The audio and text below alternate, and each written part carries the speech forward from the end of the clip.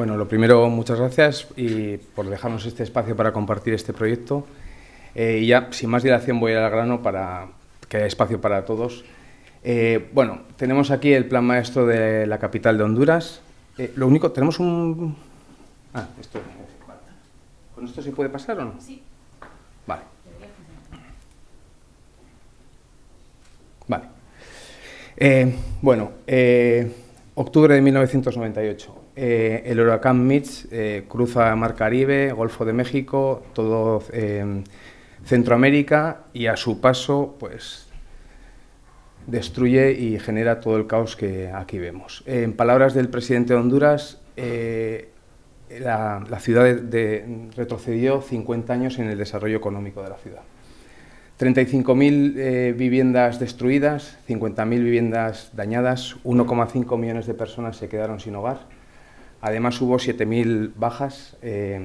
Los daños que se estiman fueron 2.000 millones directos y alrededor de 1.800 millones indirectos. El 70% de las infraestructuras fueron destruidas y el 70% de las fuentes de agua fueron también dañadas, ¿no? Ya directamente en esta imagen ya se percibe el colector del río Choluteca, iba justo pegado al río y totalmente fue destruido, dejando la ciudad sin ningún tipo de saneamiento ni colectores. Para más INRI, el 1 de noviembre el alcalde, haciendo labores de supervisión de los daños, el helicóptero se cae y fallece junto a 3 ocupantes del helicóptero. O sea, fue realmente terrible, ¿no? Entonces, lo que sí les ha dado es una capacidad o por lo menos un conocimiento del daño y de que tienen que tomar medidas clave para estar protegidos frente a este tipo de eventos, ¿no? Ya vamos a tratar de ir un poco a una mirada desde el exterior hacia el país, ¿no? Y hacia la capital. Honduras está en Centroamérica, linda con Guatemala, El Salvador y Nicaragua. Este es un dato importante, es un país que tiene salida a 2 mares, Pacífico y Mar Caribe, y de hecho tiene en ambos lados puertos profundos que habilitan la entrada de los Gran Panamax, ¿no? Este es un dato que luego veremos la relevancia que tiene, ¿no? En cuanto al país, está todo rodeado por corredores ecológicos, es básicamente selva tropical de gran valor ecológico, incluso hay zonas del país que la densidad de la selva no permite ni siquiera acceder, y de hecho la capital está rodeada por estos corredores verdes y justo anexa a La Tigra, que es uno de los parques con mayor valor ecológico de Honduras, ¿no? En cuanto al municipio, pues bueno, este es el límite del municipio del Distrito Central. La capital se compone de 2 ciudades, que es Comayagüela y Tegucigalpa, que conforman la sombra urbana.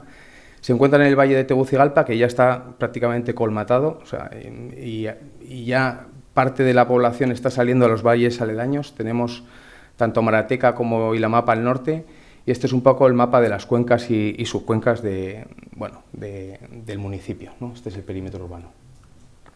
En cuanto a la historia de la ciudad, donde está ubicada ahora mismo Tegucigalpa era un asentamiento lenca. Cuando vinieron los españoles, se generaron formalizaron la ciudad justo anexa a las minas de San Miguel de Tegucigalpa. Entonces era un poco un enclave estratégico para dar soporte a las minas, ¿no? Estos son los primeros planos del siglo XVII. Casi al mismo tiempo que surgió Tegucigalpa, pues la necesidad de alimentar las minas de mano de obra hizo que naciese su ciudad melliza, ¿no? Comayagüela, que está al otro lado del río, ¿no? Y este es ya, el comienzo ya marca ese carácter de ambas ciudades, puesto que Comayagüela siempre ha tenido este carácter indígena, de más obrero, más pobre, y Tegucigalpa siempre ha sido la ciudad un poco más rica, donde estaban los dueños de las minas, ¿no?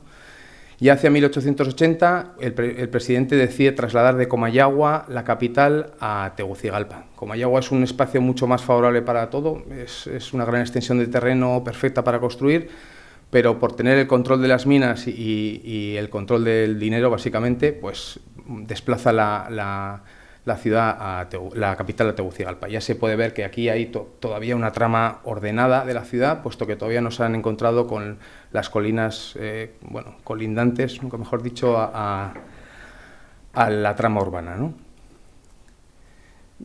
por ver un poco, este es lo que estábamos viendo hace un segundo, esta es la planta de las dos ciudades y a partir de 1961 pasa de 134.000 habitantes y en el año 2000 eclosiona hasta los 800.000. Hay una gran eclosión de la ciudad ciudad totalmente se desparrama, es un crecimiento descontrolado, no hay orden ni control. Y básicamente llega a colmatar todo el valle. Incluso ya, muchas de las edificaciones, como lo llaman allá, casas cabra, empiezan a crecer por las colinas, casi sin cimentación. Entonces, en la actualidad la ciudad está en torno a 1,3 millones de habitantes. ¿Y qué es lo que viene a partir de ahora? Bueno, pues la proyección de la ciudad es que estaremos hablando de 1,7 millones en el año 2050, ¿no? Entonces, básicamente ya se percibe aquí que en origen hay una trama ordenada de la ciudad y ya directamente cuando este urban sprawl llega a su máximo, pues directamente es mancha, porque realmente es que es mancha. O sea, son colonias informales donde la gente llega con 4 chapas y se monta su vivienda, a duras penas se paran en unas calles que consideran razonables, sin ningún tipo de servicio.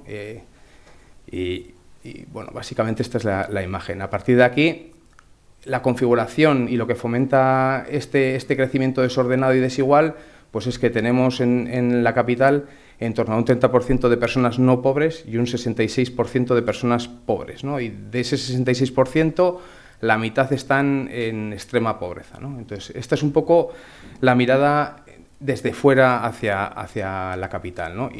Pero obviamente queríamos bajar al terreno, ¿no? Y también tocar esas calles y bueno, le voy a pasar la palabra a Javier que va a continuar.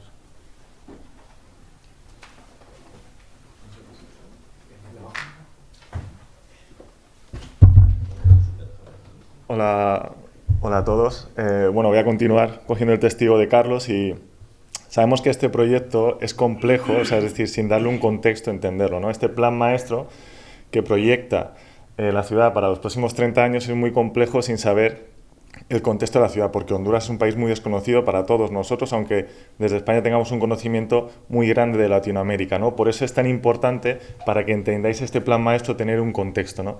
Y desde fuera, esos datos que ha arrojado Carlos eran muy importantes para situarnos dónde estábamos. Pero igual de importante fue pisar el terreno. A partir de ahora, todas las fotos que vais a ver, planimetría y demás, son realizadas por el equipo. Entonces queremos ir dando pinceladas que descubrimos cuando fuimos allí. Era imposible poder saber realmente cómo respiraba la ciudad sin poder pisarla, ¿no? Entonces aquí, por ejemplo, os vamos a ir arrojando una serie de datos para que luego podáis entender bien por qué el plan maestro actúa de esa manera y propone lo que propone, ¿no? Aquí, por ejemplo, estamos en una visita a uno de los asentamientos informales, colonias como ellos le denominan, en el cual ahora mismo en la ciudad viven casi 200.000 personas en estas condiciones, con poco acceso al agua, infraestructura y con una seguridad muy escasa. Ahí podemos ver el plan en la ciudad, sobre todo siempre en Comayagüela, ¿no? En la parte occidental de la ciudad. Bueno, ahí está la colonia Nueva Capital, que bueno, es una colonia que es la foto que estamos viendo, bueno, pues con unas condiciones de salubridad y de seguridad muy bajas y estableciendo que casi 200.000 personas viven en estas condiciones en la ciudad. Y cuando decimos que viven en estas condiciones, además hay una brecha rico-pobre muy curiosa, porque cuanto menos tienes, más te cuesta vivir en esta ciudad. Aquí tenemos un ejemplo cuando queremos hablar del agua. El agua es un problema fundamental desde el huracán Mitch hasta los días de hoy, es decir, hay una ausencia de agua tanto en el servicio de abastecimiento como de saneamiento grandísima, es decir, el eje principal de desarrollo de este plan maestro casi que era el agua, junto con la movilidad. ¿Y qué tenemos aquí? Pues una cisterna cuando hablamos de agua, porque si tú vives en una colonia, en una ladera, con una pendiente grandísima, no te llega el agua. No te llega el agua, entonces te tienen que suministrar por cisterna, mediante pozos de carácter privado. Tienes que pagar una barbaridad, muchísimo más por el agua si eres una persona que vives en una de estas colonias, que si vives en el centro de la ciudad, en una zona acomodada, abres el grifo y tienes agua potable, ¿no? Esto se puede trasladar a todo. Ahora mismo en la ciudad, más o menos, la red de abastecimiento, están hablando de que se generan unos 80 millones de hectómetros cúbicos al año, y en el año 2050, con ese crecimiento de 1,7 millones, tenemos que cerrar esa brecha, para lo cual hay que producir mínimo 100 millones de hectómetros cúbicos al año, ¿no? Para que veáis la brecha que existe en la ciudad. Pero no todo es malo, ¿no? Esto es La Tigra, lo que hablábamos, a 30 minutos de la ciudad. Primera excursión que hicimos nada más pisar. Parece la película de James Cameron, no me sale. O sea, los... Avatar. De hecho, esos árboles, es el árbol de la ceiba, según la mitología azteca, perdón, maya, de sus raíces, cuando nació la civilización. Es decir, tiene una cultura y una protección de los espacios naturales grandísima y un respeto por ellos, para que veáis, ¿no? O sea, a 30 minutos de la ciudad tenemos un parque natural protegido, bueno, pues que es una joya, ¿no? Pero ¿y qué pasa? Porque cuando llegamos a la ciudad, que está a 30 minutos esa vegetación exuberante, esa selva, estas fotos son del río Choluteca que atraviesa el norte, eso es el centro de la ciudad. ¿Qué es lo que pasa? Esta serie que veíamos de corredores, de anillo perimetral, de cuencas que entran en la ciudad, cuando llega a la ciudad, se para. ¿Por qué se para? Pues ahí tenemos el ejemplo. En el principal meandro, en el centro de la ciudad, por ejemplo, tenemos una fábrica textil que arroja agua contaminada constantemente sin ningún proceso de tratamiento, ¿no? Y lo que hace, bueno, pues que no haya ni flora ni fauna en el río, al final se va degradando, la gente lo utiliza como vertedero y, bueno, a 200 metros de ese punto del río está la catedral de la capital, de Tegucigalpa. ¿Y por qué esta foto es importante y no es de Honduras? Para que veáis la seguridad. ¿Por qué estamos hablando de un momento tan crítico de seguridad en la ciudad? Pues esto es una foto que todos hemos visto en los telediarios últimamente, que es, bueno, pues una cárcel hecha por Bukele en El Salvador. Esto que está generando una huida de mucha gente de las maras desde El Salvador a Honduras. Esto ha hecho que, bueno, que la inseguridad en las calles y que estas maras tengan una presencia fortísima en la capital, con colonias totalmente tomadas por ellos, estableciendo impuestos de guerra sobre todo a la gente del transporte y aumentando la seguridad, la percepción de la inseguridad muchísimo en la ciudad, ¿no? Para que veáis lo importante que es la geopolítica, ¿no? Hablaba antes, Nacho, de Donald Trump. No os podéis imaginar la influencia de la llegada de Donald Trump que ha tenido en este país, porque hay que dar mucha respuesta a esto, pero también a todos esos deportados que llegan de Estados Unidos, no tienen una salida laboral fácil. ¿Y cuál es la solución sencilla? Bueno, pues entrar en una de estas maras, ¿no? Y que vaya creciendo este sentimiento de seguridad en la ciudad. Y cuando hablamos de esa brecha, esta foto la incluimos el otro día porque nos parecía muy curioso que a día de hoy sigue pasando esto, ¿no? O sea, esto es un mapa de Booking. Aquí tenemos Comayagüela, aquí tenemos Tegucigalpa. No hay ningún hotel. Ningún hotel. No te puedes quedar en Comayagüela. Bueno, creo que salía una pensión. No te puedes quedar. O sea, esa brecha, Comayagüela, Tegucigalpa, pobre, rico, gente de bien, gente de no bien, sigue a día de hoy. Desde el inicio de la ciudad a día de hoy. Era fundamental, ahora veremos cómo hemos intentado, bueno, coser esa brecha. Y cuando hablamos, ¿no?, de esos 200 metros, hay 200 metros de la catedral. Bueno, pues aquí tenemos una de las dos catedrales que tiene, digamos, la ciudad. Esta es la catedral, digamos, indígena, la Virgen de los Dolores. Es un patrimonio colonial español maravilloso el que tiene la ciudad. Algunos de ellos, bueno, en unas condiciones no muy buenas. Luego ellos se reafirmaron y cuando, bueno, buscaron su identidad a través de la arquitectura neoclásica, ¿no?, a lo que se llama el movimiento imperial allí, ¿no?, una arquitectura muy similar a lo que hizo Estados Unidos a través del movimiento neoclásico, bueno, pues establecer como su imagen de país. Y luego ellos abrazaron, como en muchas ciudades de Latinoamérica, el movimiento moderno, ¿no? Estos tres edificios están a unas calles el uno del otro, ¿no? Entonces tú vas andando por el centro y es, bueno, una imagen muy curiosa. Y todas estas calles además se entrelazan por mercados de carácter informal que son, bueno, centros sociales, llenos de vida, de gente, de color. Entonces para nosotros también era muy importante mantener esa identidad, que ellos la miraban con mucho recelo y nosotros, sin embargo, la mirábamos, bueno, pues con unos ojos que la verdad que nos llenaban de ilusión, ¿no?, cuando recorríamos estos mercados. Y otro de los puntos clave era la movilidad. Es una ciudad totalmente atascada, colapsada. ¿Y por qué? Aquí tenemos la red viaria de la ciudad. Tenemos, bueno, como un anillo periférico no colmatado en el norte por la existencia de la Tigra y luego unos ejes radiales que entran en la ciudad. Ahora mismo, para moverte del norte al sur del país, tienes que atravesar la ciudad. O sea, te tienes que meter en la ciudad. Mercancías, etcétera, etcétera. Ahora veremos la presión de los pueblos limítrofes. ¿Y qué es lo que pasa? ¿Por qué está así esto? Bueno, pues aquí tenemos uno de los monumentos, como ellos decían, a la corrupción, ¿no? Es el BRT, que se intentó instaurar en la ciudad, y fijaos para lo que se utiliza, para andar, para la bici. Ahora han abierto los carriles del coche. Es un proyecto que se hizo con fondos internacionales, no se llegó a colmatar por sucesión de partidos políticos, bueno, temas ya un poco ajenos a nosotros. ¿Cuál es la solución? Porque no hay transporte público. transporte colectivo de carácter privado, ahí lo tenemos, los denominados rapiditos, rutas informales, sin paradas, sin frecuencias establecidas, o taxis colectivos. ¿Por qué aparecieron estos taxis colectivos? Por el aumento de la inseguridad en el transporte.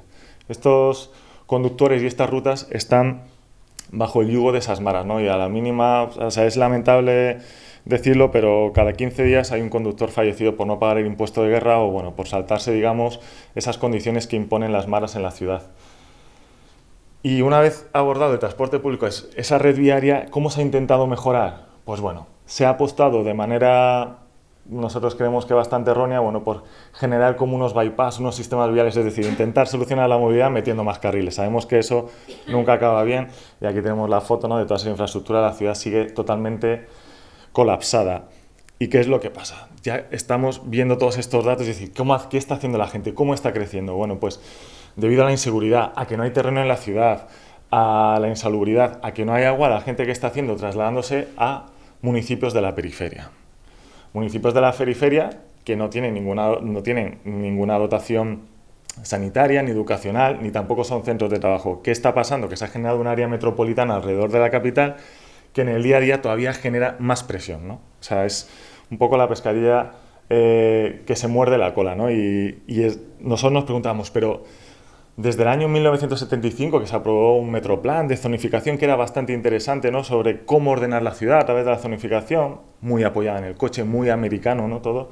¿Qué se ha hecho? Bueno, pues hay una serie de documentos de buenas intenciones, planes de acciones, pero ninguno de carácter oficial, ¿no?, que establezca cuál es la hoja de ruta para los próximos 30 años. Y ese fue nuestro principal cometido, darle al ayuntamiento una hoja de ruta con este plan maestro para cómo funcionar durante los próximos 30 años. Aquí podéis ver, por ejemplo, que la ciudad tiene una falta de terreno grandísima y el centro histórico tiene unos 2,5 kilómetros de largo, ahí lo vemos en la huella en negro, y hay un aeropuerto en mitad de la ciudad que es uno de los más peligroso que el de Bilbao, de 3 kilómetros de longitud en la zona premium plana de la ciudad. Y tienen un aeropuerto ya funcionando, pero bueno, o sea, hay cosas, ¿no?, que tú desde fuera dices, clama al cielo, ¿no?, pero pues todavía no se han abordado, ¿no? Bueno, pues para eso un poco entró todo este equipo multidisciplinar de SENER, bueno, pues para intentar, bueno, pues eso era una cosa que decíamos, ¿no?, pues esa hoja de ruta, ¿no? Nos gustaba mucho esa expresión, pero era imposible nosotros como técnicos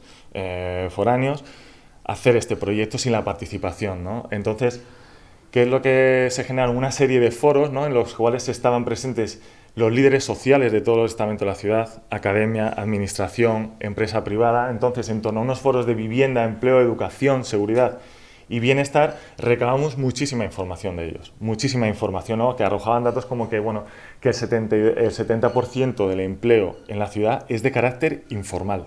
O sea, son datos muy relevantes.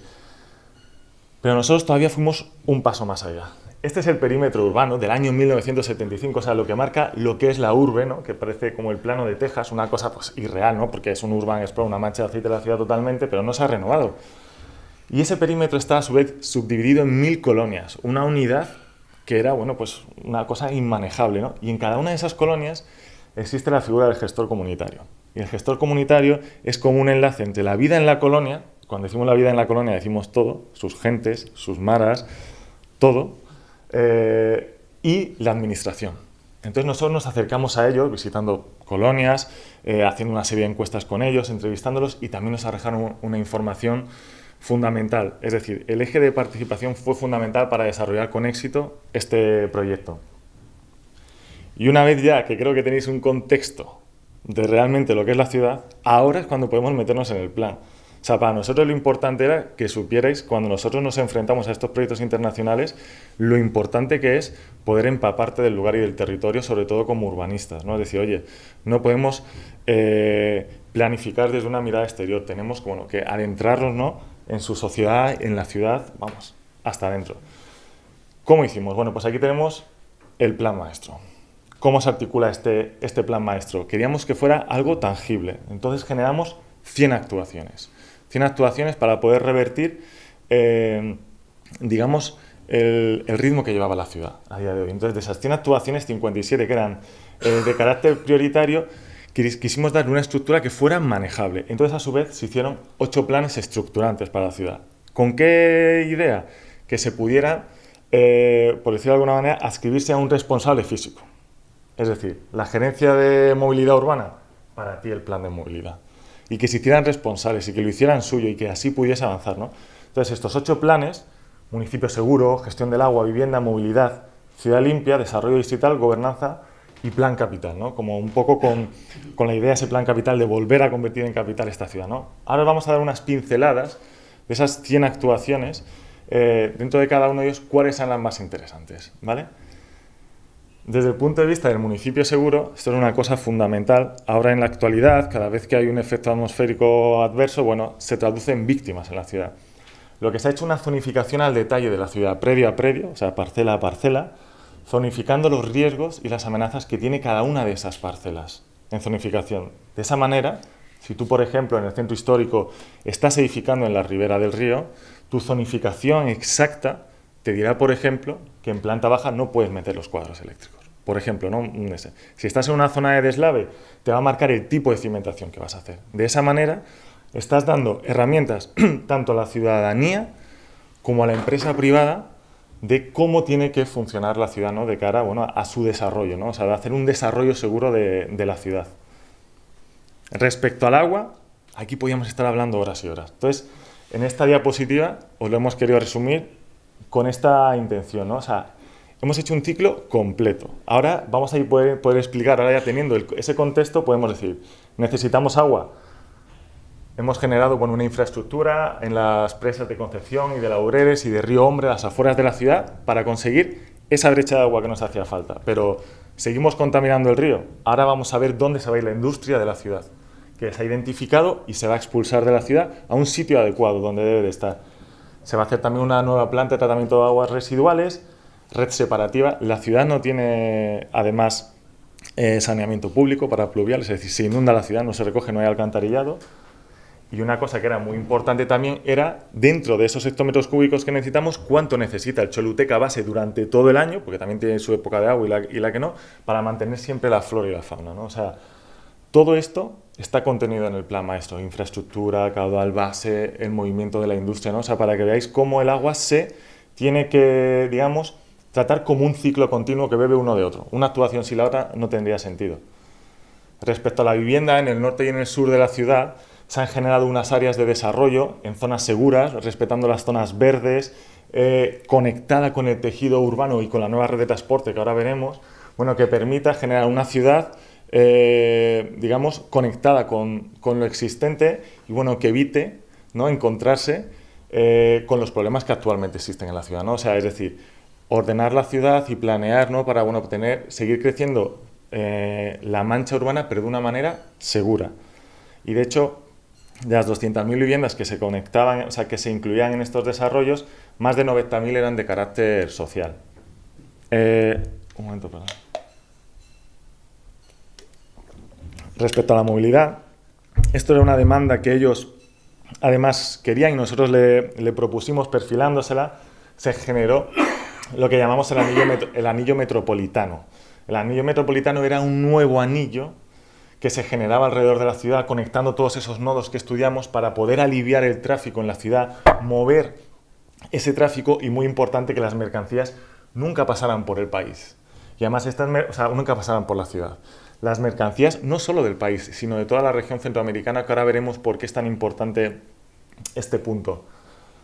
Pero claro, esa mejora de la vialidad no tenía sentido sin un plan de transporte público, no colectivo, sino público, fuerte, ¿no?, y sólido. Entonces, para ello se generan una serie de corredores de carácter público de transporte de autobuses, unos de ellos BRTs, o sea, es decir, líneas separativas de transporte, y otros, bueno, como unas lanzaderas que se planteaban, bueno, los principales desarrollos, el desarrollo industrial de Malateca, los desarrollos del sur y el punto número 5 en rojo, bueno, esas lanzaderas que irían, bueno, a un eje turístico que también propone el plano, y luego cómo, bueno, se bypaseaba la ciudad, se generaba una red sólida de transporte público, priorizando el transporte público frente al transporte privado.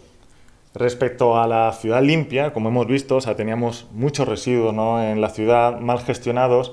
Nosotros hicimos un mapeo y descubrimos que en la ciudad, ahí donde tenemos la Chincheta, ahí se encuentra el relleno sanitario de la ciudad, el vertedero, en el norte, con unas distancias grandísimas desde la ciudad a ese vertedero. Entonces se planteaban unos centros de transferencia muy cerca a más de esos 200 botaderos que existen de carácter ilegal. Cada puntito rojo es, digamos, un vertedero de carácter ilegal presente en la ciudad. Entonces, bueno, a través de este mapeo se instauraban esos puntos de recogida intermedia que favorecían, bueno, pues que las rutas fueran más óptimas, que hubiera menos contaminación y presencia de camiones de basura en la ciudad. Bueno, se hizo un plan muy interesante, además apoyado con unas medidas de generación de energía de biomasa en el relleno, etcétera, etcétera. Y respecto a todas esas colonias, ¿no?, que teníamos en la ciudad, se instaura una nueva descentralización de la misma, o sea, un nuevo mapa político de la ciudad, ¿no? Aquí tenemos el municipio que se subdivide en 7 unidades de planeamiento territorial, 7 de carácter rural y una de carácter urbano.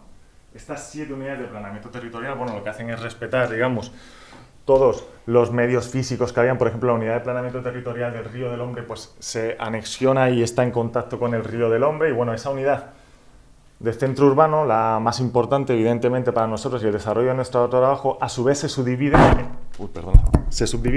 en 13 distritos, ¿no? Es decir, se hace un plan distrital para la ciudad.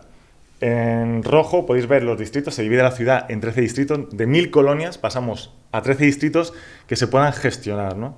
Que se puedan gestionar y que se puedan ser como una herramienta de cercanía, ¿no?, y de división mucho más gobernable para la ciudad, ¿no? Entonces tenemos 7 distritos de carácter consolidado, que son los que existen ahora, y bueno, 6 distritos para ampliar la ciudad, ¿no?, los que se llaman distritos no consolidados. Aquí, por ejemplo, vemos cómo se analizó cada uno de estos distritos. Este es el distrito de Belén. Se analizaron, bueno, pues las carencias que tenían desde un punto de vista de la óptica de la ciudad ahora, de cercanía, a mayor distancia que había, bueno, pues centros sanitarios, parques educacionales, ¿no? Y se vieron las deficiencias y las carencias de cada uno, y bueno, lo que se hicieron fueron detectar áreas de oportunidad donde instalar todas esas deficiencias y hacer que cada uno de estos distritos fuera un distrito completo de cercanía y descentralizado de esa matriz que estaba siempre en el centro urbano, ¿no?, y que lo atascaba, ¿no? O sea, de esta manera, descentralizando un poco la ciudad, lo que conseguimos también es descongestionar ese centro urbano de la misma. Y respecto al plan capital, ya es el último, 2 actuaciones muy importantes. Ahora mismo, en la actualidad, hay un plan de corredores comerciales que atraviesa Centroamérica, hay un plan de movilidad regional centroamericana que sitúa el cruce del corredor entre el Pacífico y el Caribe y el corredor que recorre Latinoamérica de manera longitudinal, atraviesa y se cruzan justo en el Distrito Central, en el Valle de Amarateca. Lo que se ha hecho es, se ha puesto en ese cruce, digamos, un centro logístico. Se ha habilitado un terreno de calidad de carácter industrial que permita aprovecharse de esa posición privilegiada y además permita ubicar toda esa industria que teníamos en el centro de la ciudad, establecerla en un punto estratégico de la misma, ¿no? O sea, todo está conectado entre sí.